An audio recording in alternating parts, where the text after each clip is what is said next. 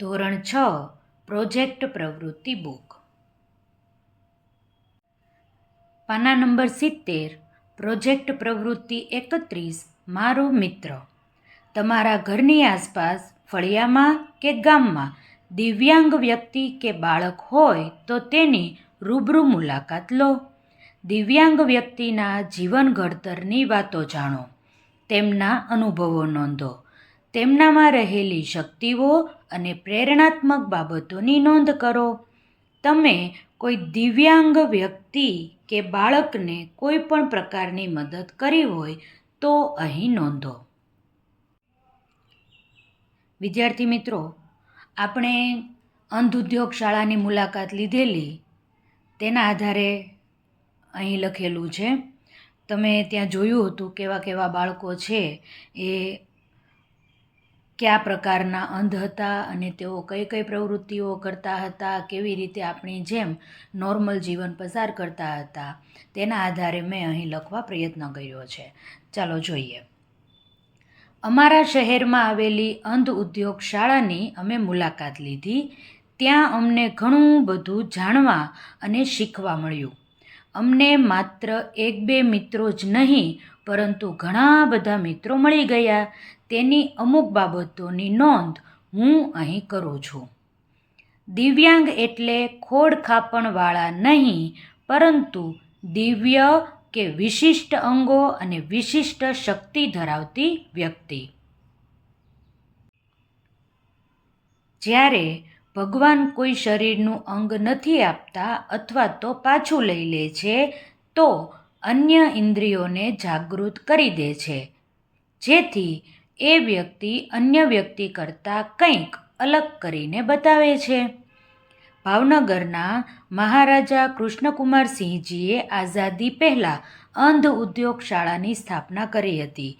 અહીં દ્રષ્ટિહીન અને અલ્પદ્રષ્ટિવાળા લોકો માટે 1932માં અંધ ઉદ્યોગ શાળાની સ્થાપના કરવામાં આવી. બાળકો આવી શાળામાં કેવી રીતે ભણે છે તેની ચર્ચા કરીએ. અહીં બાળ મંદિરથી ધોરણ 12 સુધી અભ્યાસક્રમ છે. સરકારના નક્કી કરેલા પાઠ્યક્રમ મુજબ જ આ લોકોને ભણાવવામાં આવે છે. ફર્ક એટલો છે કે અંધ ઉદ્યોગ શાળાના પુસ્તકો બ્રેઇન લિપિના છે. કોરા કાગળમાં સોય જેવા સાધનોથી પાડેલા કાણા દ્વારા શબ્દો ઓળખવામાં આવે છે. ત્યાંના શિક્ષક શ્રી હસમુખભાઈ તોરડાએ જણાવ્યું હતું કે બાળકોનું પરિણામ 100% સુધી પણ આવેલું છે. બાળકો ભણવા સિવાય શું શું કાર્ય કરે છે? પંખા રિપેરિંગ, મોટર રિપેરિંગ, અગરબત્તી બનાવવી, મીણબત્તી બનાવવી, રાખડીઓ બનાવવી, દીવા બનાવવા તેમજ મોટર રિવાઇડિંગ જેવા રોજગારના સ્ત્રોતની તાલીમ પણ આપવામાં આવે છે. છોકરીઓ માટે રસોઈકામ જેવી રોજગારલક્ષી તાલીમ પણ આપવામાં આવે છે. આવું અંધ ઉદ્યોગ શાળાના સંચાલક શ્રી લાભુભાઈ સોનાણીએ જણાવ્યું હતું. બાળકોમાં રહેલી શક્તિઓ. અમને જાણીને નવાઈ લાગી કે બાળકો અંધ હોવા છતાં પણ સામાન્ય બાળકની જેમ જ સ્ટેજ પર ગરબા, નાટક, ડાન્સ વગેરે રજૂ કરી શકે છે. એટલું જ નહીં, હિન્દી ફિલ્મોના ગીત ખૂબ જ સરસ રીતે ગાઈ શકે છે. સંગીતના સાધનો જેવા કે તબલા, હાર્મોનિયમ, કેશિયો, મંજીરા પણ વગાડી શકે છે. પ્રેરણા શું મળી? આ બાળકોને જોઈને પ્રેરણા મળી કે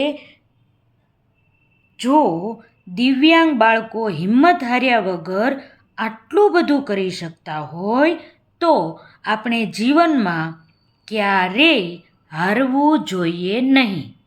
ગમે તેવા દુઃખનો પૂરી હિંમતથી સામનો કરવો જોઈએ.